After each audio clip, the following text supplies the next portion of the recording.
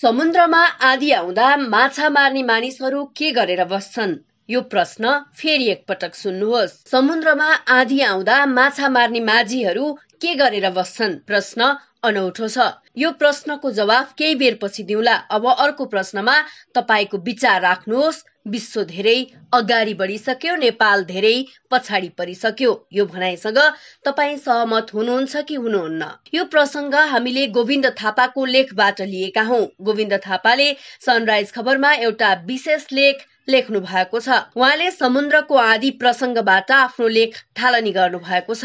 उहाँ लेख्नुहुन्छ, समुद्रमा आँधी आउँदा माझीहरू माछा मार्न सक्दैनन्। त्यसबेला उनीहरू के गर्छन्? त्यसबेला उनीहरू माछा मार्न प्रयोग गरिने डुङ्गा र जालहरूको मर्मत गरेर बस्छन्, किनभने आँधी लामो समय रहँदैन।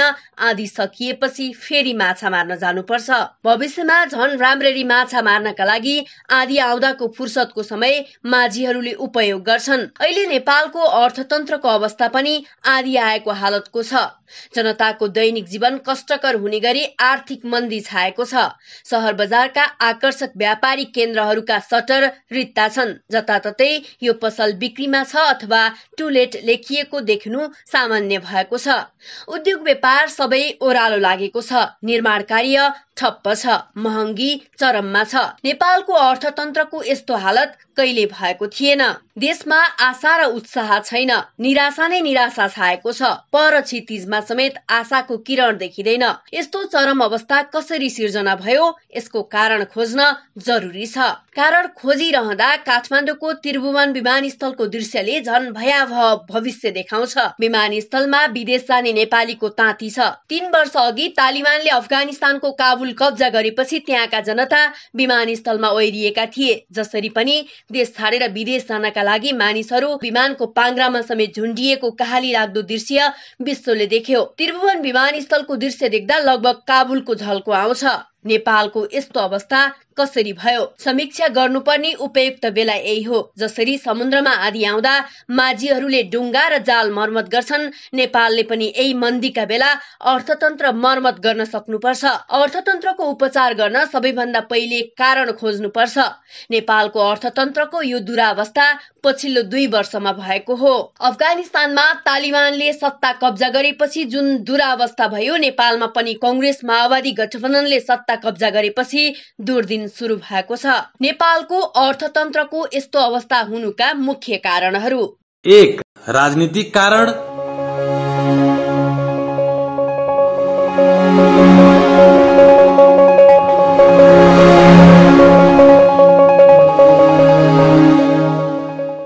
यो भन्दा पहिलेको आम चुनाव पछि बनेको एमालेका केपी शर्मा ओली नेतृत्वको सरकारले विश्वमै उदाहरणीय आर्थिक विकास गरेको थियो। नेपालको जीडीपी वृद्धि दर लोभलाग्दो थियो। कोभिड कालमा समेत ओली सरकारले नेपालको अर्थतन्त्र जसरी जोगायो त्यो देखेर विश्वले प्रशंसा गरेको थियो। त्यसपछि बनेको शेरबहादुर देउवा र पुष्पकमल दाहाल प्रचण्ड नेतृत्वको सरकारले देशको दुर्भाग्य हुने नीति ल्यायो। ती सरकारहरूले ओली सरकारको विकास नीतिको विरोध गरेका थिए। ओली सरकारले व्यापक रूपमा विकास आयोजना चलाउने, विकास खर्च गर्ने, पुँजी परिचालन गर्ने, रोजगारी सिर्जनाका लागि विकास निर्माण र औद्योगिकरण गर्ने नीति लियो। देशका 7 प्रदेशमा विशाल औद्योगिक क्षेत्र स्थापना गर्यो। तर देउवा र प्रचण्डले त्यसरी विकास गरेर हुँदैन, विकासको तरिका अर्कै छ भन्दै औद्योगिकरण गर्ने नीतिलाई बाधा दिए। ओली सरकारको पालामा विकास आयोजना बन्द गरियो। एकसाथ 1400 भन्दा धेरै सडक आयोजना खारेज गरियो। केपी ओलीले आफू लोकप्रिय हुन विकास आयोजना ल्याएको आरोप लगाउँदै विकास आयोजनाहरू बन्द गरियो। विकास गरेर लोकप्रिय भइन्छ भने के नराम्रो भयो र? विकास गरेर केपी ओली लोकप्रिय भएको मन नपरेको भए ओलीले भन्दा धेरै विकास गरेर देखाइदिनु पर्थ्यो। तर ओलीले विकास गरे, हामी चाहिँ विनाश गर्छौं भने जसरी काम गरियो। परिणाम स्वरूप देशलाई विनाशको संगारमा पुर्याइएको छ। यसरी राजनैतिक कारणले विकास आयोजनाहरू बन्द गरियो। विकास खर्च ठप्प बनाइयो। आन्तरिक उत्पादन बढाउने ओली सरकारको नीतिलाई भत्काइयो। राजनैतिक आग्रह, पूर्वाग्रह र दुराग्रहका कारण देशको अर्थतन्त्र भत्काइयो। ओली मन परेन भन्दैमा ओली सरकारको पालामा भएका अभूतपूर्व विकास भत्क्याउन हुँदैनथ्यो। ओली सरकारले चाहिँ तीव्र गतिमा विकास निर्माणलाई अगाडि बढाइएको भए देशको अवस्था यस्तो नहुने ठहर गोविन्द थापाले आफ्नो लेखमा गर्नु भएको छ।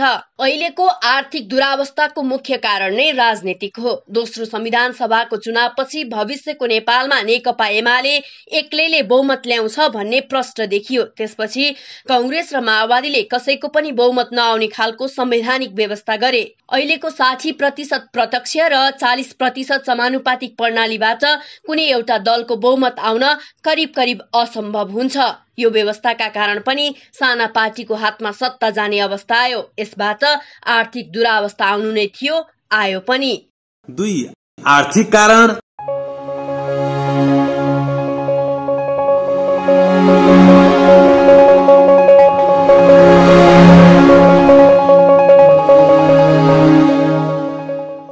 अहिले विश्व नै मन्दीमा छ। विगतका विश्व आर्थिक मन्दीले नेपाललाई खासै छुने गरेको थिएन।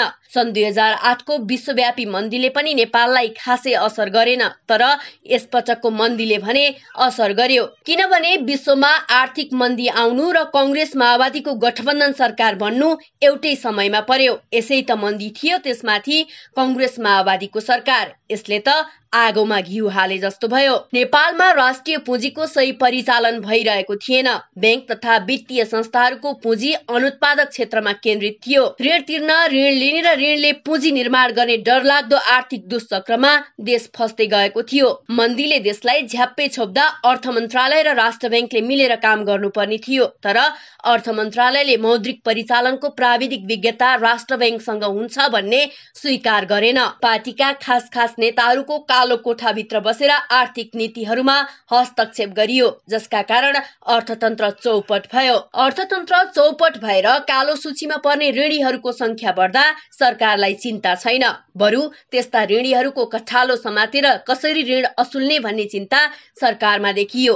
यो वाक्यलाई फेरि एकपटक सुन्नुहोस्। अर्थतन्त्र चौपट भएर कालो सूचीमा पर्ने ऋणीहरूको संख्या बढ्दा सरकारलाई चिन्ता छैन, बरु त्यस्ता ऋणीहरूको कठालो समातेर कसरी ऋण असुल्ने भन्ने चिन्ता सरकारमा देखियो। सरकारकै नीतिका कारण आर्थिक समस्यामा परेका उद्योगी व्यवसायीहरूलाई राहत होइन, आहत दिने नीति सरकारले ल्यायो।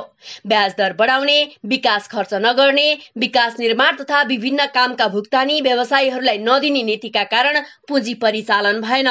उद्योग व्यवसाय मारेर सुन तस्करी उद्योगलाई मात्र प्रोत्साहन गरिनाले अहिलेको आर्थिक मन्दी आएको हो। कालो सूचीमा पर्ने ऋणीहरूको संख्या बढ्दा त्यो ऋण नतिर्नेहरूको व्यक्तिगत समस्या हो, सरकारको समस्या होइन भन्ने डरलाग्दो मनोवृत्ति सरकारमा देखियो। कसैले नियत खराब भएर ऋण नतिरेका हुन सक्छन्, तर सारा उद्योगी व्यवसायीहरू ऋण खाएर भाग्न खोजेका त होइनन् होला। उद्योगी व्यवसायीहरूले ऋण तिर्न किन सकेनन्? सरकारले सोधी खोजी गर्नुपर्ने होइन र? सुन तस्करको अभिभावक बन्ने तर उद्योगी व्यवसायको अभिभावक नबन्ने डरलाग्दो नीतिका कारण आर्थिक मन्दी आएको हो। आर्थिक मन्दीका बेला विभिन्न देशले लगानी भित्र्याउन अनेक योजना ल्याएका छन्।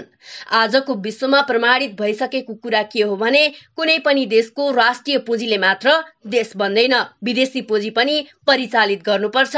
पाइपलाइनमा भएका वैदेशिक लगानीका योजनाहरूलाई बाधा दिनुभन्दा तत्काल अनुमति दिने हो भने अहिलेको आर्थिक मन्दीलाई ठूलो राहत पुग्छ। यस प्रसंगमा तत्कालीन अर्थमन्त्री युवराज खतिवड़ाको एउटा नीतिको स्मरण गर्नुपर्छ। अर्थमन्त्री बन्न साथ उहाँले वैदेशिक लगानीका प्रस्तावहरू के छन् भनेर खोज्नुभयो। वर्षौंदेखि अनेक बाधा दिएर अड्काइएका वैदेशिक लगानीका 300-400 परियोजना रहेछन्। ती मध्ये प्रक्रिया पुर्याइएका करिब 300 आयोजनालाई उहाँले तत्कालै अनुमति दिनुभयो। त्यसरी भित्रिएको लगानीका कारण पनि केपी ओली सरकारको पालामा अर्थतन्त्रले गति लिएको थियो। वैदेशिक लगानीलाई विभिन्न बहानामा रोक्ने छेक्ने हो भने नेपालको अर्थतन्त्रको यो दुरावस्था नहट्ने निष्कर्ष गोविन्द थापाले निकाल्नु भएको छ। 3. सामाजिक कारण।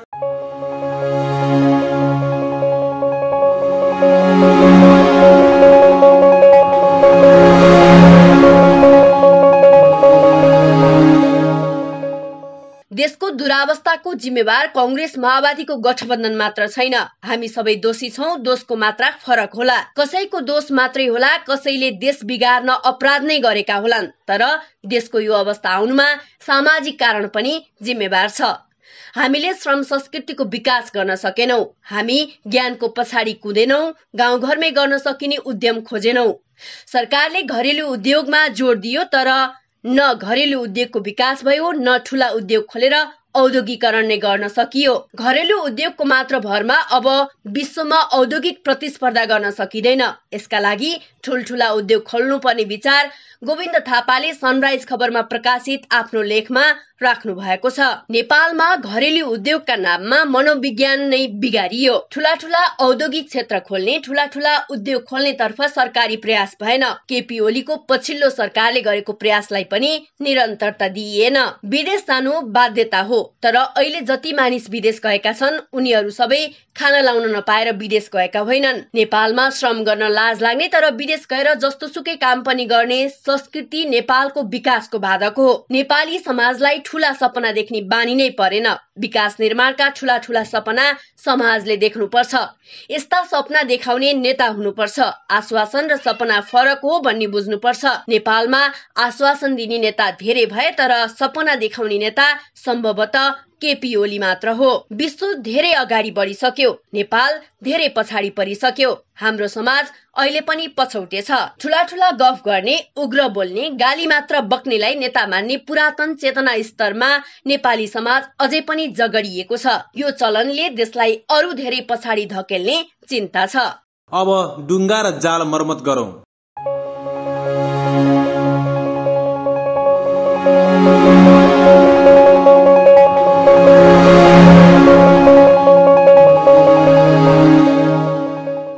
नेपालमा समस्या थपिँदै जाने तर समाधान नहुने अवस्था छ। समस्याको ठूलो भण्डारको बीचमा छ नेपाल। नेपालको समस्या समाधानको प्रस्थान बिन्दु अर्थतन्त्रको सुधार हो। अर्थतन्त्र सुधार गर्न औद्योगिकरण गर्नुपर्छ। अब घरेलु उद्योगको रटान छाड्नुपर्छ। देशको मुख्य प्राथमिकता घरेलु उद्योग होइन, ठूला उद्योग हुनुपर्छ। घरेलु उद्योग गर्दै नगर्ने भनेको होइन। ठूला उद्योगले साना घरेलु उद्योग सिर्जना गर्छ। डोको डालो बुन्ने, ढाका कपडा बुन्ने, चाउचाउ र धूप बनाउने शैलीको घरेलु उद्योगले अब प्रतिस्पर्धी बन्न सकिँदैन। अब घरेलु उद्योग होइन, नयाँ उद्यमको अवधारणामा जानुपर्छ। आजको विश्वले खोजेको हाम्रो समाजलाई चाहिने नवीन चीज वस्तुका उद्यम कसरी गर्न सकिन्छ भन्ने सरकारी स्तरबाटै पहिचान गर्नुपर्छ। यस्ता उद्यमका नयाँ आइडिया सरकारले जनतालाई दिनुपर्छ। त्यस्ता उद्यममा वित्तीय संस्थाले ऋण दिनुपर्छ। राष्ट्रिय पुँजी परिचालनको ठोस नीति बनाइनुपर्छ। उत्पादनमूलक क्षेत्रमा लगानी केन्द्रित गर्नुपर्छ। अर्थतन्त्रलाई तस्करी तन्त्र बनाइएको पोल खुलिसकेको छ। सुन तस्करीमा मात्र होइन, अन्य धेरै किसिमका तस्करी नेपालमा मौलाएको छ। यस्तो तस्करीलाई कुन पार्टीका को नेताले संरक्षण गरेका छन् भन्ने पनि खुलिसकेको छ। यस्ता पार्टी र गिरोहलाई राष्ट्रिय राजनीतिबाट विदा गर्नै पर्ने भएको छ। सरकारले तत्कालै उद्योगी व्यवसायलाई संरक्षण गर्ने नीति ल्याउनुपर्छ। देशका उद्यमी व्यवसायलाई ऋणको चंगुलमा फसाएर कुनै पनि देशले उन्नति गर्न सक्दैन। सरकार अलिकति मात्र सुध्रनी हो भने पनि अर्थतन्त्र सुध्रन सक्ने विचार गोविन्द थापाले राख्नु भएको छ। अब सरकारमा बस्नेहरू सुध्रने कि सकिने छान्ने बेला भयो।